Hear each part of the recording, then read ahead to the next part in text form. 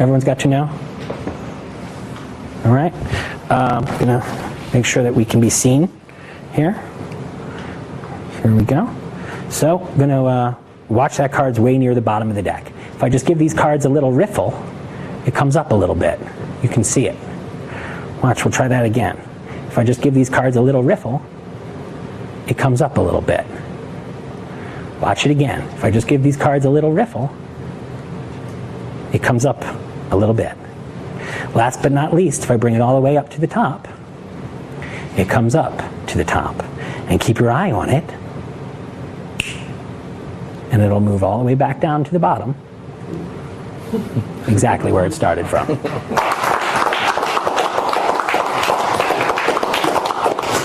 So, okay, so this is called The Graduate. And I know some of you have the PDF of this and the video tutorial, but I want to show you first how it works. Now, I first came up with this in the year 2002 and put it in a set of lecture notes, but it was a problem. It was called The Ambitious Graduate, and it looked like this. The card was sticking out of the pack, and I was pulling with my fingers like this.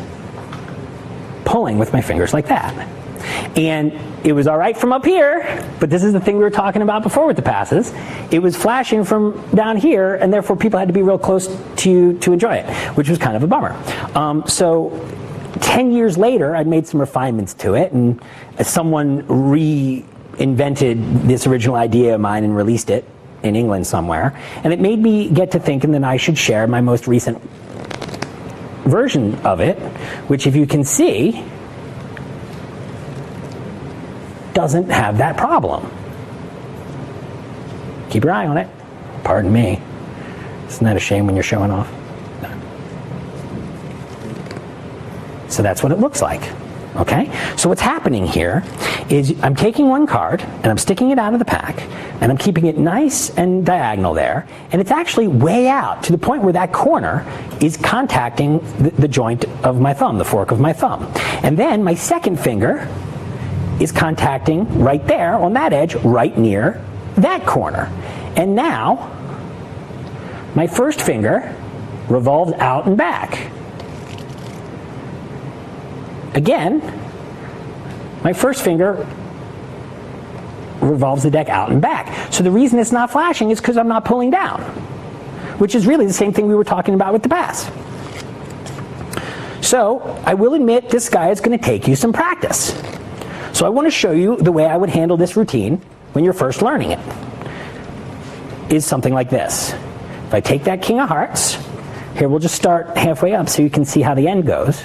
Look at this. It comes all the way up near the top, all the way to the top. And that's a double lift. Make sense? And everyone who watches that's going to be so amazed that when it comes back down to the bottom that way, they won't even see it coming.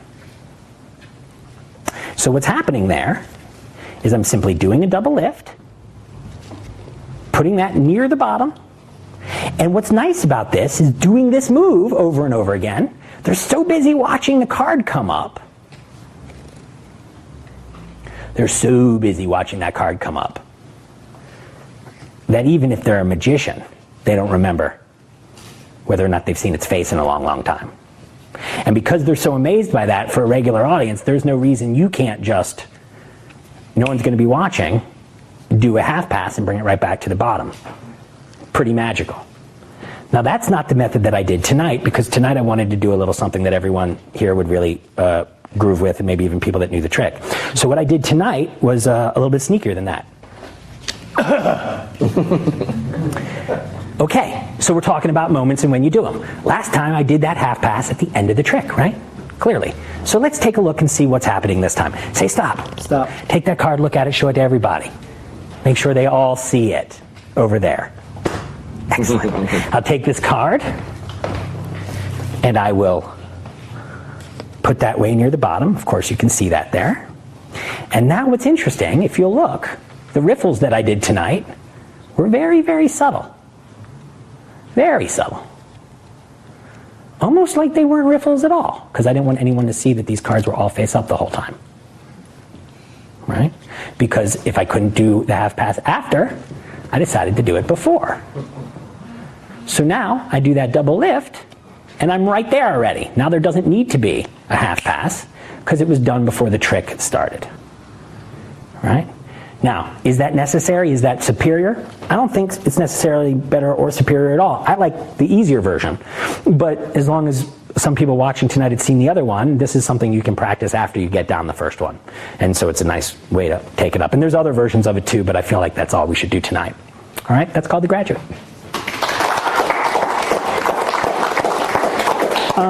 Dan, are there any dire questions about it? Just from me. Uh-oh. I want you to show me the half pass. Oh, well, yeah, I'll get there. I want you to do it now. Unfortunately. I will not. Or soon, you know. It's a long list. I mean, I know it takes me a long time to get through. It will, because I've got plenty of other questions that will take us off. I don't know if we're going to ever get to everything. I don't know. But you just did. I mean, you just did the half pass, but you haven't showed us the half pass. No, I know. You're aware that we want to learn it. Yeah. All right. I'm getting there. We've entered a whole different phase, and you don't even know it.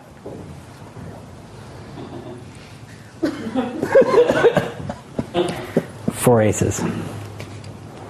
Thanks, Dan. Four aces. Whatever, man. Hey, man. Ace, ace, ace, ace, ace. Do this with camera A here so everyone can see my face. It's important to see my face. Perfect. All right. We've got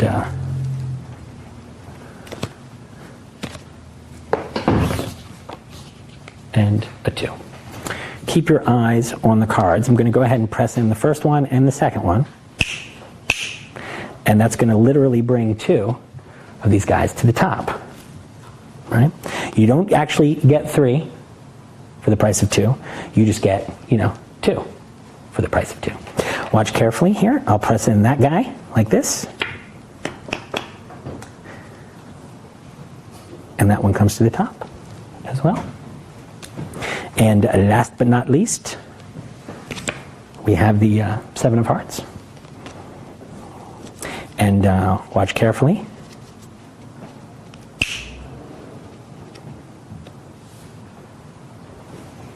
Bring some red.